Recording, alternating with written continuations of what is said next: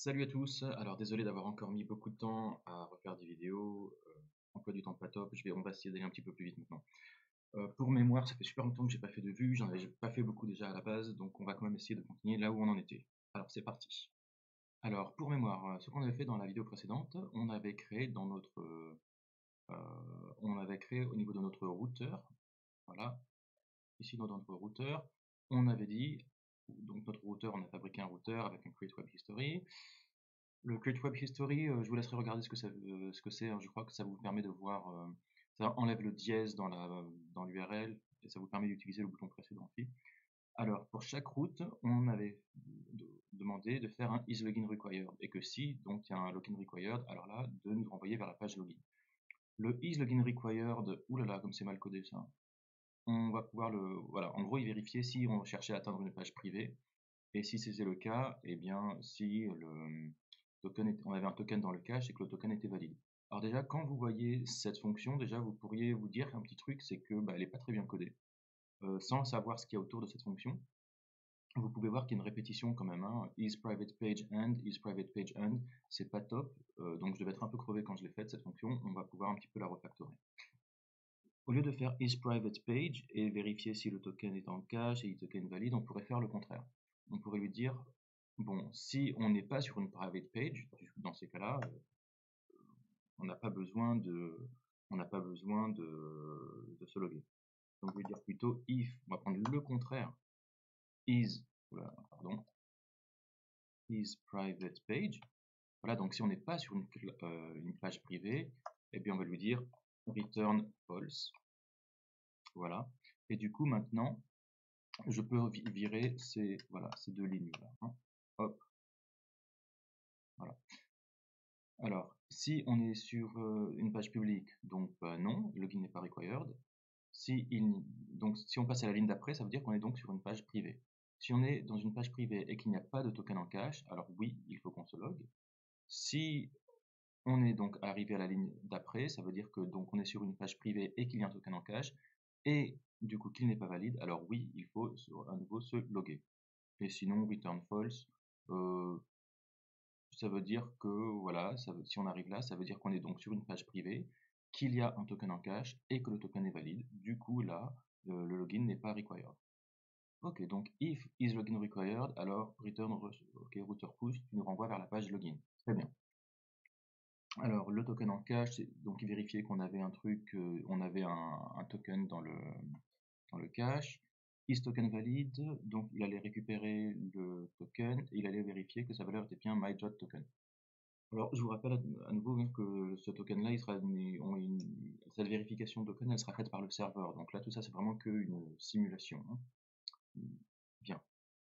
Alors ensuite, donc si on est sur la page login, qu'est-ce qui se passe? Donc je vais regarder la page login. On a une seule méthode qui est check credentials et on a data, donc cette fonction qui est là, qui va return un username et un password. Ok, intéressant.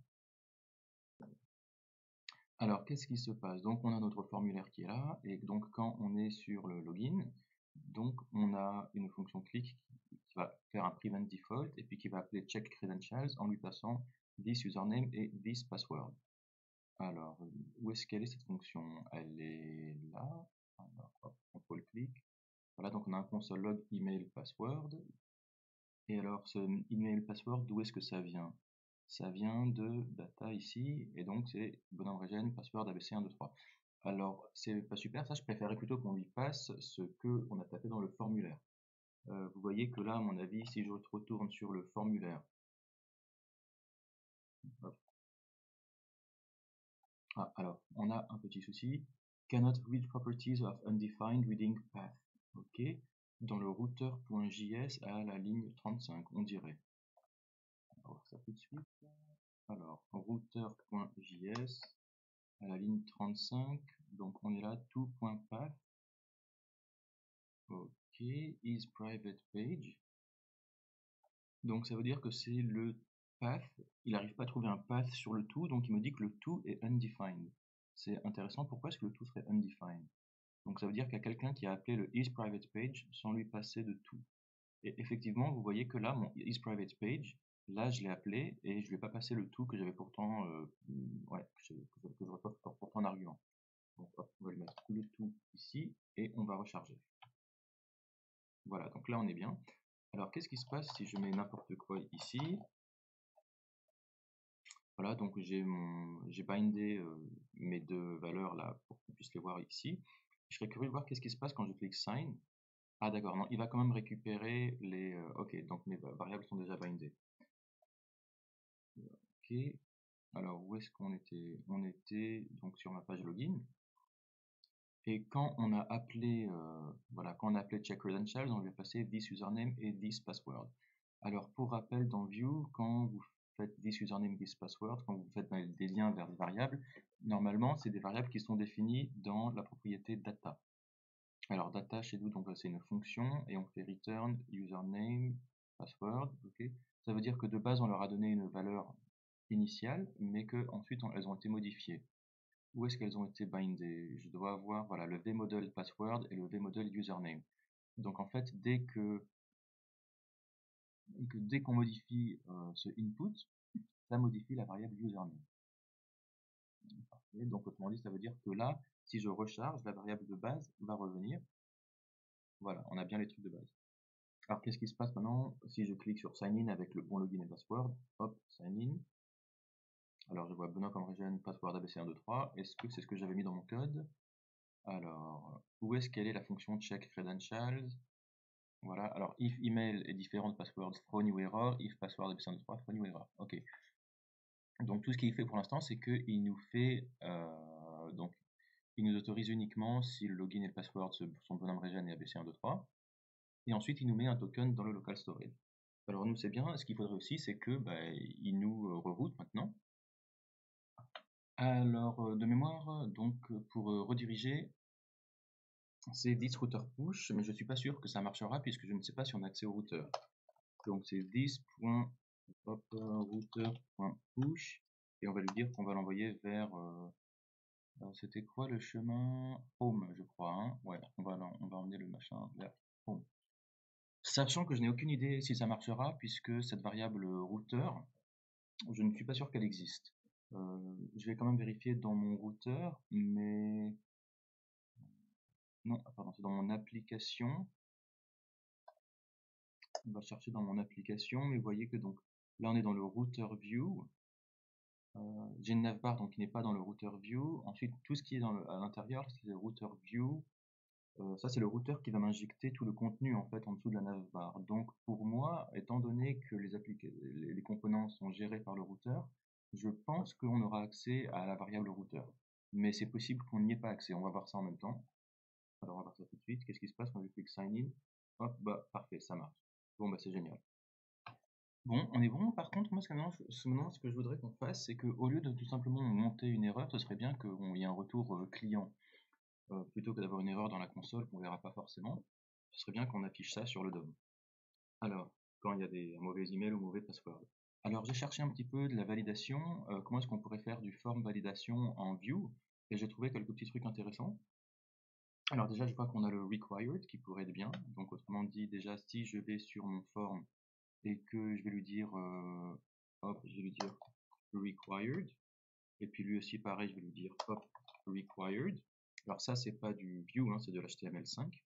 Ça veut dire déjà que là, si je vais sur mon application, hop, logout. Ah, j'ai pas encore de logout, c'est intéressant. Ah, et pour me loguer out, j'ai pas le choix, alors il faut que je supprime mon token. Alors où est-ce qu'il est mon token? Il est là. Je vais le supprimer et puis je vais recharger la page. Normalement, ça nous emmène voilà, sur la fonction de login. Alors, qu'est-ce que je vais faire? Alors, si j'enlève là maintenant ça, qu'est-ce qui se passe? Non, ok, rien. Parce que donc il est required, donc je pense que je suis pas possible de. Je peux pas sign in. Ok. Voilà, hop. Alors, non, il ne dit rien. Ok, bon, on verra ça plus tard. Moi j'ai trouvé un code là ici qui est pas trop mal. Vous voyez, quand vous mettez un submit, normalement le required il vous dit please fill out this field. Vous voyez, bon, c'est bizarre que chez nous il ne le fasse pas. Je vois que chez lui ce qu'il a fait, donc il a rajouté une méthode.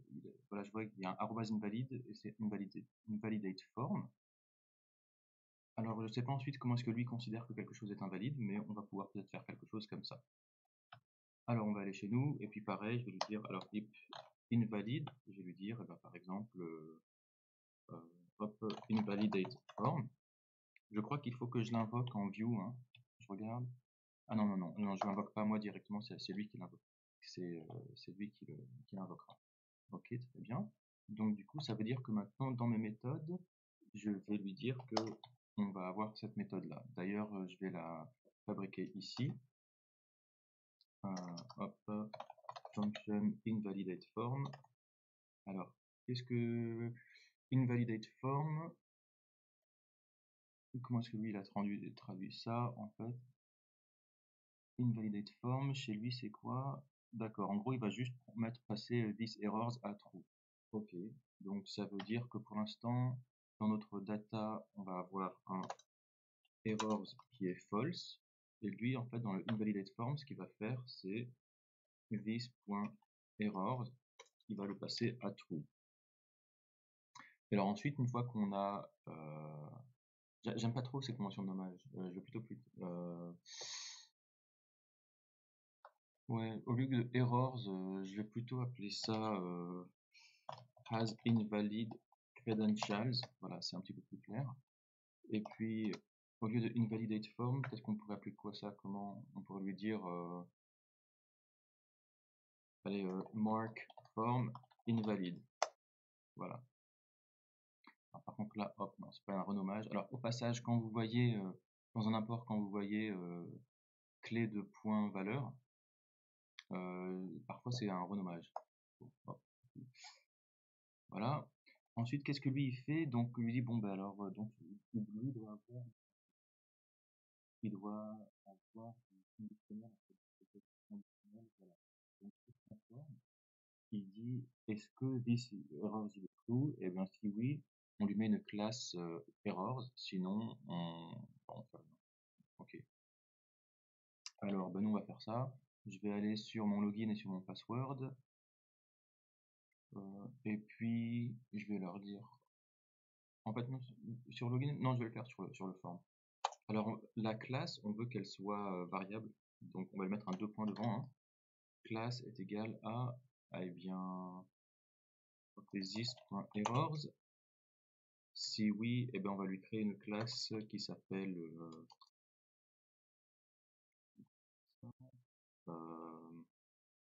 as errors. Est-ce que ça marche comme ça?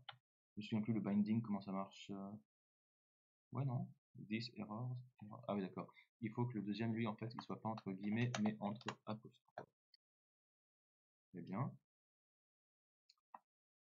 Alors, où est-ce qu'on en est là? On va inspecter nos éléments. Hop. Quoi que je me suis... On va voir. Non. Ok, pour l'instant, je vois pas de... Ok, non, je vois rien. Ok, non, que dalle. Si je mets sign in, pour l'instant, il me dit rien. Si je regarde le form ici, je vois qu'il a aucune classe. Hein. Même si j'enlève ça, ouais, je vois que mon form, on lui a toujours pas changé sa classe. Moi, je vous propose d'aller regarder un petit peu là ce que c'est que ce @invalid et on va chercher un petit peu pour comprendre un peu à quoi ça correspond. Alors, hop, @invalid. Alors, c'est quoi? C'est un symbole, c'est un fragment. Invalid v node type. On va voir. Tiens, donc je suis allé sur la doc de vue 3. Ah non, merde, je suis sur vue 2. Ah, j'ai bien fait de vérifier. Regardez le form validation sur vue 3 et on a des trucs très intéressants dessus. Ok, donc en fait, bon, j'ai trouvé le problème. C'était un truc vraiment très bête. Vous voyez que moi, j'avais mis this.errors et en fait, tout simplement, c'était have invalid credentials. Ouais, donc c'est pas. Ouais. C'est bien que je renomme ça, voilà, comme ça, hop. Alors ensuite la question c'est qui est-ce qui va changer le invalid credentials? C'est le mark form invalid. Alors comme j'ai une très mauvaise mémoire, je me souviens même plus où est-ce que je l'avais mis. Voilà. Ah bah non, bah voilà. En fait j'ai demandé à... Il n'y a personne qui est en train d'appeler ça. Donc notre fonction mark form invalid n'est pour l'instant jamais appelée. Autant que je me souvienne, on voulait faire en sorte que cette fonction soit appelée quand on a un truc invalide, quand on a une entrée qui est invalide. Ah oui, voilà, donc c'est pas invalidate form, voilà, c'est marque form invalide qui sera là, et là, pareil, hop. Alors encore une fois, je sais pas ce que ça veut dire, ce arrobase invalide, hein, donc ça faudra qu'on cherche un petit peu ce que ça veut dire. Alors on va voir ça. On y retourne. Alors, hop.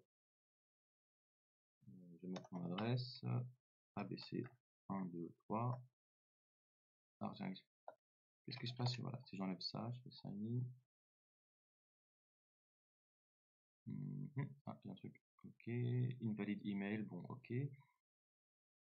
Oui, il faudrait surtout qu'on voit si. Ouais, attendez, on va regarder dans notre marque form invalide. Ce serait bien, on va mettre un petit console log dedans. Voir, pour voir quand est-ce que ça a été appelé. Hein. Donc, est-ce qu'il y a un moment où cette fonction a été appelée? On va voir. Alors, si j'enlève ça, hop, je clear la console. Est-ce que, vous voyez que la fonction n'a pas été appelée? J'ai l'impression qu'elle n'a pas encore été appelée, en fait, finalement. Bon, donc c'est bon à savoir qu'en fait, la fonction n'a jamais été appelée. Donc moi, je pense que c'est un problème avec le arrobase invalide ici. Alors, j'ai cherché un petit peu sur Vue.js, donc j'ai cherché Vue3 invalid input. Et en fait, j'ai pas trouvé grand chose. J'ai l'impression que voilà, j'ai vu forme validation, mais je vois pas grand chose. Et en fait, invalide, ça peut très bien être aussi de l'HTML. Et donc, en fait, je me suis dit, on pourrait aussi regarder qu'est-ce que ça veut dire que invalid input. Et j'ai trouvé des trucs intéressants. Par exemple, vous voyez que là, donc il y a une. Alors là, il me parle de la classe invalide. Et alors, the invalid CSS pseudo class represents any form field set input, donc ça c'est nous, ou other form element whose contents fail to validate. Alors ça veut dire quoi validate? Je sais pas, on va voir. Alors il va me parler de validation, blablabla. Et validation required attributes. Alors est-ce que j'ai un invalide quelque part? Vous voyez, ouais, voilà, vous pouvez lui mettre un pattern, quand vous lui dites pattern password, il comprendra, vous pouvez lui dire required, donc par exemple pour un input, vous pourrez lui dire ça c'est required. Et donc si c'est vide, enfin si c'est l'absence sera entraînera le invalide. Nous effectivement, vous voyez qu'on avait mis un required chez nous ici, et que ça veut dire que s'il n'y a rien normalement, eh bien ça veut dire qu'il est invalide. Alors je regarde bien le required. Et il me dit, voilà, le required, il est présent, ça veut dire que le user doit spécifier une valeur pour le input avant que le form soit submittable. Alors, qu'est-ce qui se passe chez nous? Alors, if the element is required and the element's value is the empty string, donc chez nous, en fait, vu qu'on est sur une page HTML, ouais, c'est possible que quand on met rien, c'est peut-être une string vide. L'élément est suffering the value missing, the element will match the invalid pseudo class. Donc effectivement, ça veut dire que là, si on met un required, vous voyez que lui, il a mis input type text. Ah, required égale required. D'accord, intéressant. Donc là, si je fais un submit, ah, voilà, vous voyez que lui, en fait, le champ required, c'était required égale required. Je pense que c'est pour ça que ça marchait pas chez nous. Alors, bah, on va prendre ce required là, comme ça, CTRL D, CTRL C, égale CTRL V, oups, pardon, hop, comme ça. Required égale required. Ah, il me dit required is not assignable to type booleanish ou undefined. Ah, bah c'est intéressant, ça veut dire que chez lui, bon, on va voir si ça marche déjà. Donc là, si j'ai rien et je mets sign in, ok, non, bon, ça marche toujours pas. Ok, et alors si on met un true à la place, peut-être. Et puis lui, on va lui mettre un true aussi. Est-ce que ça marcherait? Donc là, c'est vide. Non. Non. Par contre, lui, j'ai un warning là. Unhandled error during execution of native event handler. Donc ça veut dire que native event handler, ça doit être l'HTML qui a cherché à gérer un élément. Et donc lui, il me dit, voilà, il y a peut-être HTML qui a remonté une erreur peut-être, ou en tout cas, peut-être quelque chose qui se passe au niveau HTML. Donc il faudra qu'on garde ça en tête. Sinon, moi, j'aimerais bien tester autre chose aussi. On pourrait peut-être voir quelque chose avec le CSS. Vous voyez qu'avec le CSS là, là j'étais là sur le required Et j'ai aussi vu qu'il nous parlait d'une .required, qui m'a l'air d'être une pseudo-classe. Et on pourrait lui dire, voilà, sur tous les inputs qui sont required, mets-nous une bordure. Je vais mettre ça dans mon CSS et on va voir déjà s'il détecte ça. Alors au lieu de mettre dash, je peux mettre solid. Ça va nous permettre de voir si lui, il comprend que certains inputs sont required. On va voir. Ok, vous voyez qu'il m'a bien mis du rouge autour de mes inputs. Donc il a bien compris que mes inputs étaient required. Ok, est-ce que le invalid il marche? Alors je vais mettre, pour quand c'est invalid, je vais lui dire 2 pixels solide blue. Ah, donc là ils sont bien invalides les deux en fait, hein. Donc ils sont aussi bien required que invalide, c'est intéressant. Et alors là lui il reste invalide. Pourquoi est-ce qu'il est invalide? C'est bizarre. Ah, là il est invalide? Non, là il est plus invalide. Intéressant. Et si je lui enlève un M, là il est plus invalide. Et là il est invalide. Non, il est plus invalide. Là il est invalide. Bon, c'est bizarre. Je vais faire le contraire quand même pour qu'on s'y retrouve. Je vais lui dire que s'il est required, il va le mettre en bleu. Et puis que s'il n'est pas et que s'il est invalide, je vais le mettre en rouge. Donc là, les deux sont invalides. Lui, je comprends qu'ils sont invalides parce qu'il est vide. Donc si je mets un truc, là, il est bon. Par contre, pourquoi mon bonhomme régène, il est invalide? Si je fais ça, là, il est bon. Donc en fait, c'est quoi? Il a détecté que c'était une email. On va voir. Ah oui, d'accord. Donc j'ai type égale email. Donc effectivement, il arrive à comprendre que... ok, donc en fait, il arrive à comprendre qu'il faut que ce soit une email. Et que si ça ressemble pas à une email, eh ben, c'est invalide. Et alors, du coup, quand il est invalide, est-ce qu'il appelle le mark-form invalide? On dirait que non, hein, vous voyez. Hop, je fais comme ça, non. Alors peut-être qu'il faut que je clique sign in. Hop, est-ce qu'il m'a appelé? Non, il m'a toujours pas appelé le invalide. Voilà, je vois invalid. Non, ça c'est mon erreur à moi. Bon, de mémoire, en fait, quand on voit un arrobase en Vue.js, c'est juste le raccourci de vbind, si je dis pas de bêtises.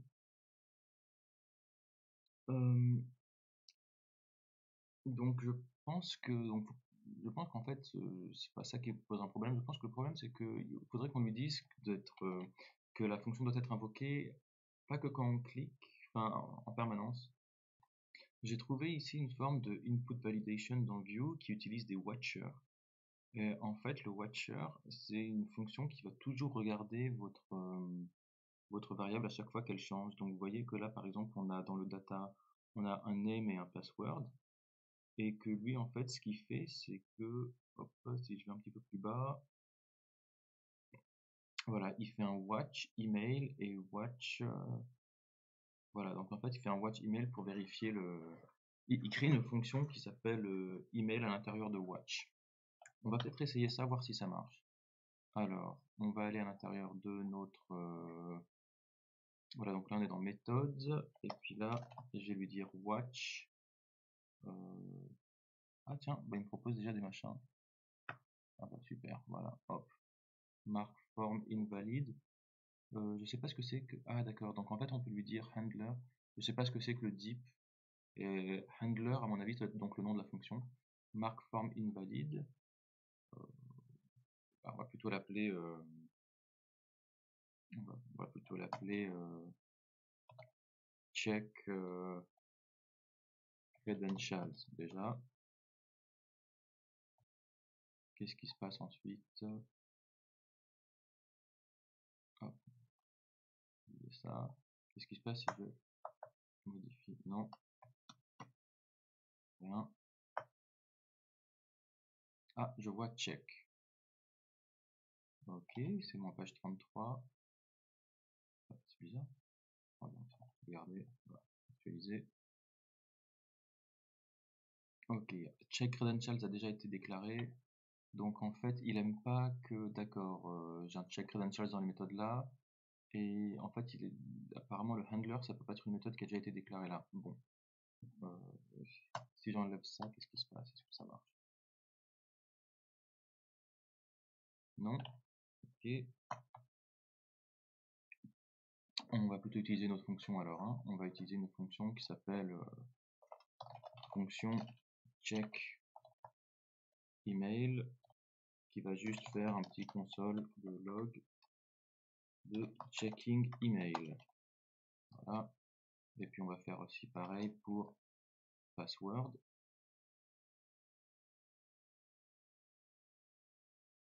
Voilà. Et puis là, le handler sur l'email, ce sera check email, et l'autre ici, ce sera check password. Je sais pas pourquoi il me demande de les mettre entre guillemets, mais bon, on va voir, hein. D'ailleurs, au passage, je vois que ce check email et check password, j'ai pas l'impression qu'ils ils sont utilisés. Peut-être qu'il faut que je les mette dans les méthodes ici, je ne sais pas. On va voir si ça marche comme ça.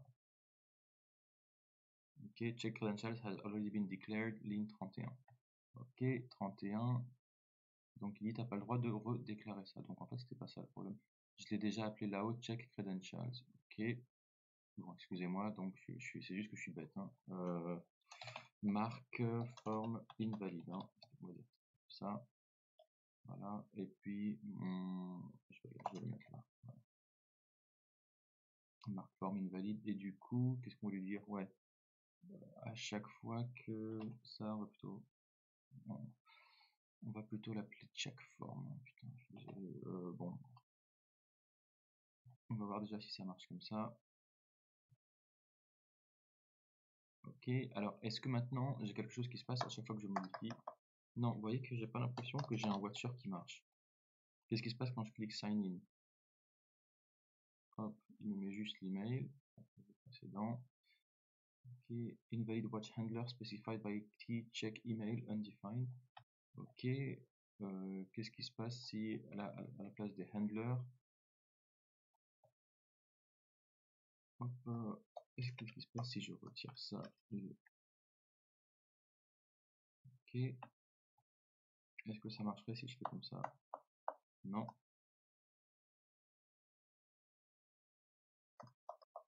Non. Ok, peut-être qu'il faudrait que je renseigne ces méthodes dans, il faut qu'elles soient dans l'objet méthode, c'est pas impossible. On va tester ça. Ça marche mieux comme ça. Non. Non. Bon, je suis allé sur la doc de Vue 3 et j'ai trouvé des watchers. Et là, je comprends un petit peu mieux comment ça marche.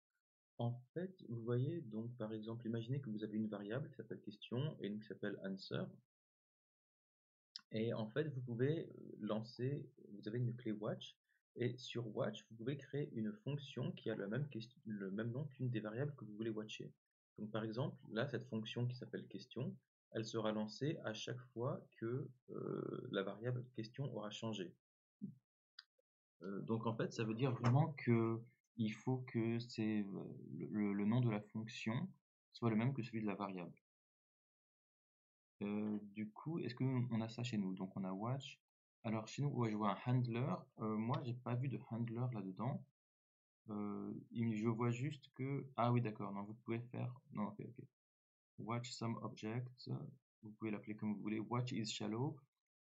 Deep true, old value, blablabla. Bon, bah écoutez, on va le faire de manière plutôt simple. On va enlever tout le handler. On va faire comme si c'était juste une fonction. Comme ça. Et puis l'autre, pareil, on va dire que c'est juste une fonction, hop, comme ça. Et puis dans la fonction, on va faire comme ça, et hop, comme ça. Pour l'instant, c'est juste un console log. Est-ce que ça marcherait comme ça? Ok. Donc là, j'ai une fonction, j'ai un watch de email et un watch de password qui vont juste loguer quelque chose à chaque fois qu'on les change. Est-ce que ça marchera? Moment of truth. Ça ne marche pas. Pourtant, le champ a été bien bindé à la valeur ici. On va quand même vérifier, quelle est la valeur? Donc c'est username et password. Alors c'est type email. Ah, le bimodèle c'est username. D'accord. Ok, ok, ok.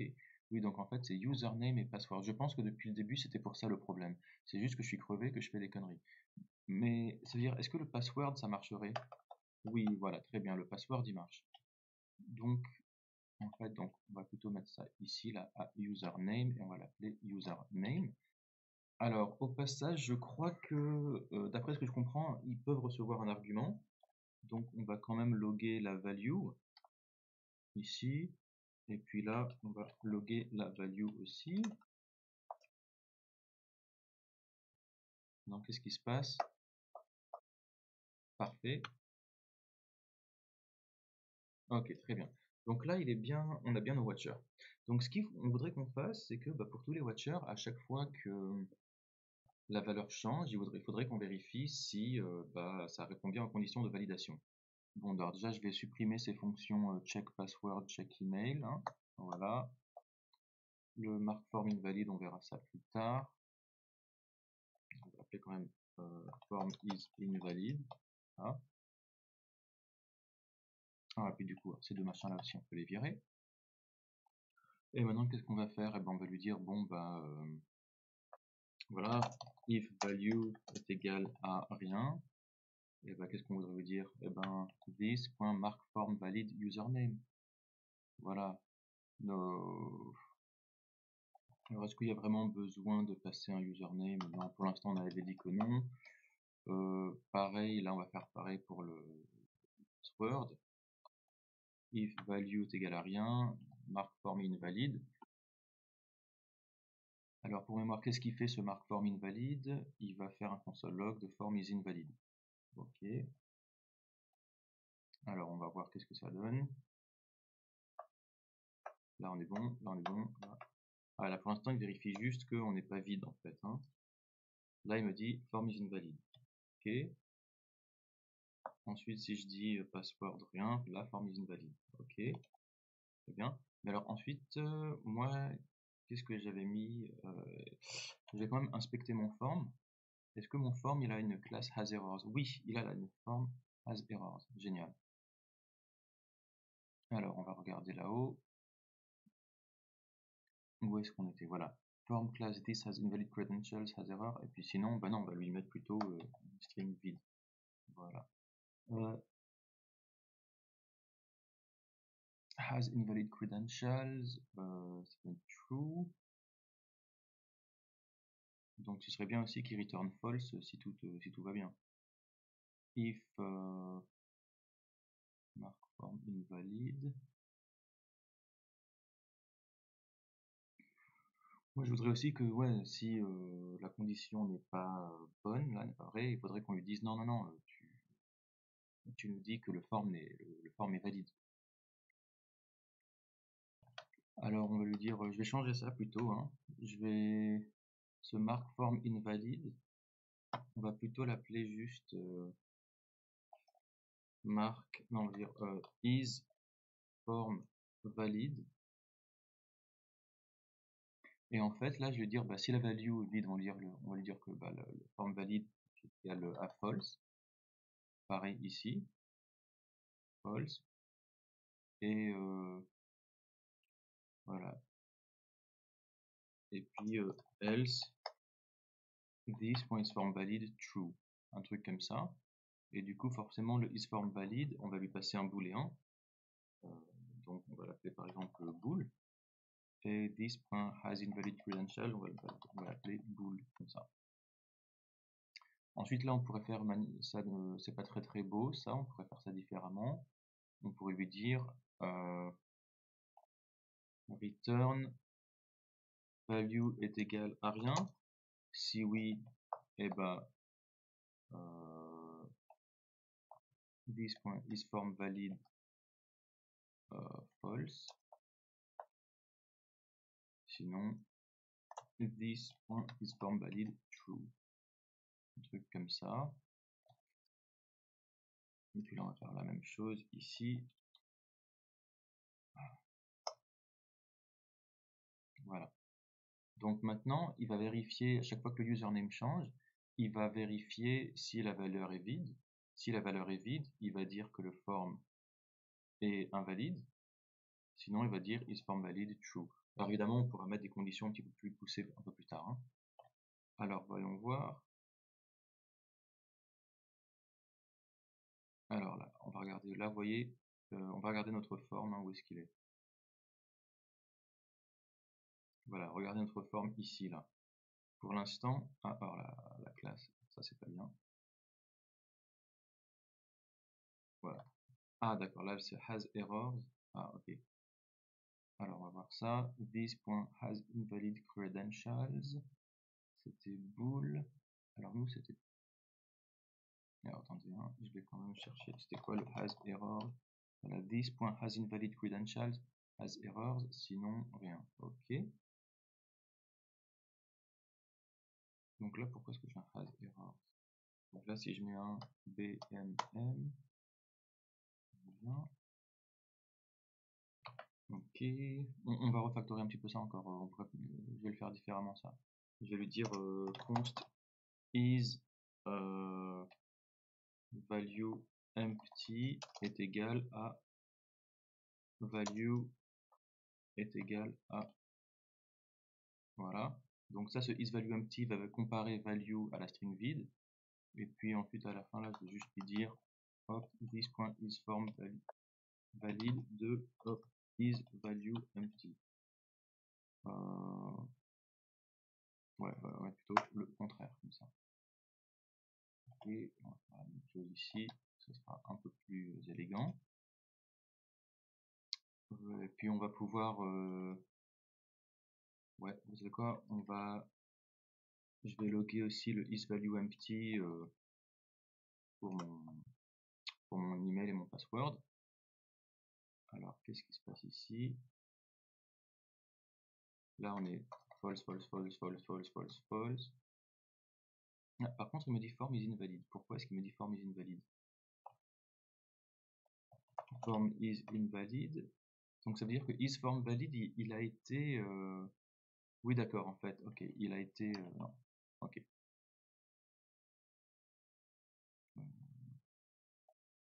Il a été lancé, c'est normal. Attends, isFormValid et on va plutôt passer le bool comme ça. isFormValid true, true, true, true, true. Ok. Je vais enlever le console log là. Okay, très bien. True, true, true, true, true, true, true. Alors là, attention, il va passer à false. Ok, parfait. Donc là, on est bon.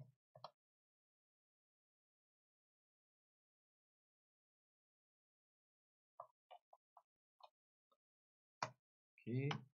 Là, si vous passez là, on est à false. 1, 2, 3, 4, 5, 6. Ok, on est bon. Alors maintenant, il ne reste plus qu'à voir si on a notre classe qui est apparue ici.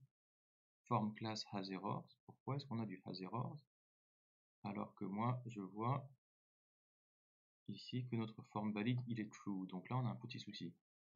Ok, alors on va regarder vite fait. Alors sur mes éléments, là, de base, ok, j'ai aucune classe, donc pour moi, on est bien. Si j'enlève juste le M, hop, bim, tout de suite, il me dit has errors. Autrement dit, j'ai l'impression que... Ok, pour lui, il pense que c'est une erreur, alors que normalement, non. Si je remets le M, ouais, il est resté sur has errors. Ok, c'est bizarre. C'est super bizarre. Alors, on va quand même regarder. Alors, la classe, c'est s'il y a des credentials qui sont invalides, alors on y met une classe hasErrors. Ok.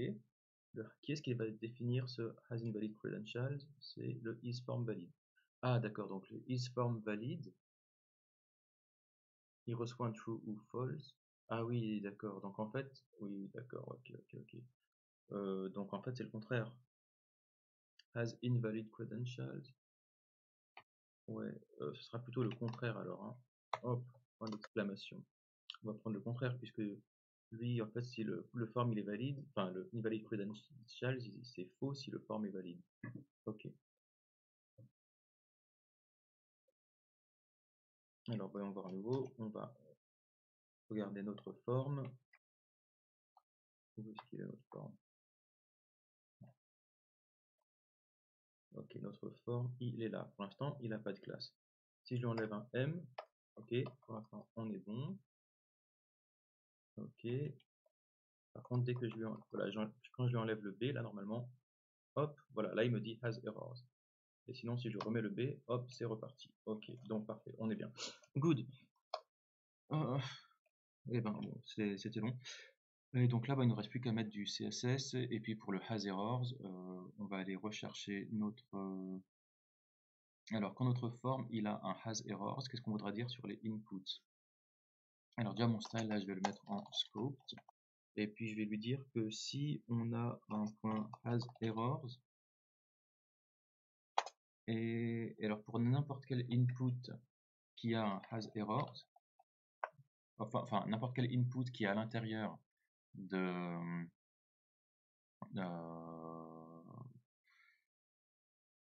has errors, il faudra qu'on lui... Hop, on va enlever ça. Peut-être qu'on pourrait lui mettre un petit pseudo-élément before. Non, non, on peut le mettre comme ça. Border un pixel solid blue. Un pixel solid red. Et puis, qu'est-ce qu'on pourrait lui dire aussi? On pourrait lui dire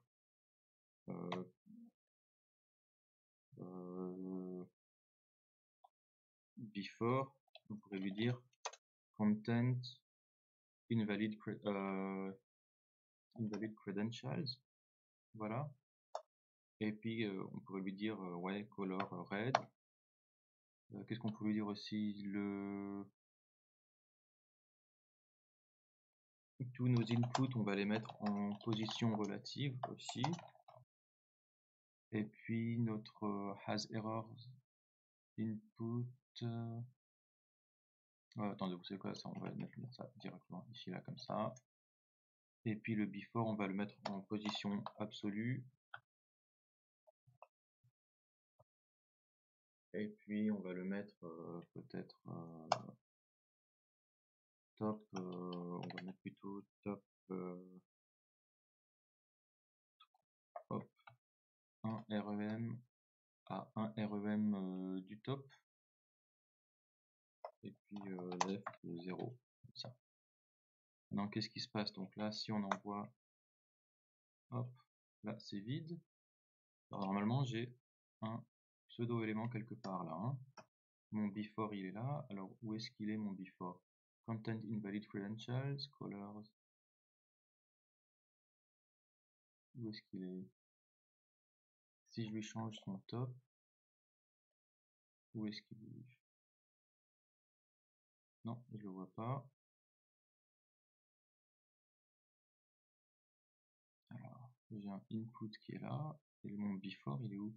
Content invalid credentials, color red, position. Bon. Absolu. Je vais le mettre en position relative. Non, peut-être qu'il faut que, peut-être qu'il est derrière, il faut que je lui mette un Z index supérieur. Non, c'est pas ça. Où est-ce qu'il peut bien être? J'ai l'impression qu'il est même pas affiché en fait. Hein. Bon, bah écoutez, on va abandonner l'idée du pseudo-élément, on va le faire différemment. Donc, hop, on va enlever ça. Et puis, on va lui dire has invalid credentials. Hein, voilà, on va prendre ça. On va mettre une span quelque part en dessous. Floating password, label, on est sur un div là. Okay, et puis là, on va mettre une span. Je vais lui mettre vif hop has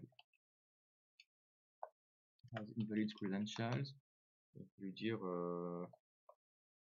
make sure fields cannot be empty. Qu'est-ce que ça donne? Non. Ok, donc j'ai cassé mon machin. On va aller voir vue 3 conditional rendering. Et on va voir, alors, on est là-dessus. Voilà, donc on voit vif égale login, sachant que login, voilà, donc c'est une propriété à l'intérieur de data. Donc vif égale login, qu'est-ce qu'on a fait chez nous? Vif 2 points, c'est pour ça. Hop, voilà. Alors, voilà, fields cannot be empty. Ok, très bien. Ok, là on est bon. Et là, pareil. Pourquoi est-ce que j'ai les deux qui sont rouges? Has errors, input. Ah oui, d'accord. Et oui. Ce serait mieux que le seul qui soit en rouge, c'est celui qui a un problème. Bon, si j'avais le temps, je le ferais. Là, il faut vraiment qu'on expédie un petit peu, donc écoutez, désolé. Hein. Mais c'est pas très dur à faire si vous voulez le faire. Ok, donc là on est bon. J'aime plus trop les couleurs bleues autour. Où est-ce que j'avais mis du blue? Non, j'ai pas mis de blue quelque part. Bon, ok, très bien. Bon, bah écoutez, pour moi il me semble qu'on est bien. Donc là, si on a un truc qui est vide, il va me dire fields cannot be empty. Voilà. Peut-être qu'il pourrait me le mettre en rouge aussi, hein, c'est peut-être mieux. Has error input. Et puis, border input, attendez. Ouais, peut-être que donc voilà, has invalid credentials, peut-être que ça, je pourrais lui donner une classe de error message.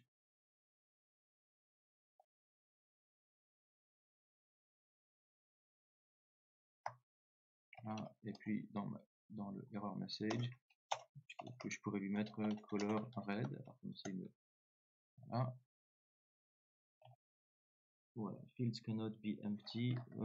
Ok, là on est bon. Ok, parfait.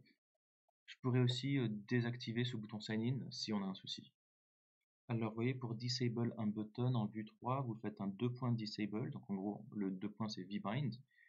Et with is active. Donc, bon, très bien. On va faire comme ça. Où est-ce qu'il est mon button? Il est là. Et alors, c'était quoi? Donc, c'était point disabled est égal à. Comment est-ce que ça s'appelait l'autre? C'était has error message, has invalid credentials. Voilà. Hop. Voilà, donc là on voit qu'il est désactivé, hein, voilà. Après si je fais ça, hop, là c'est bon, on est bon. Parfait. Bon, bah alors écoutez, désolé que ça ait pris du temps, un peu comme ça, mais au moins on a une page login qui marche.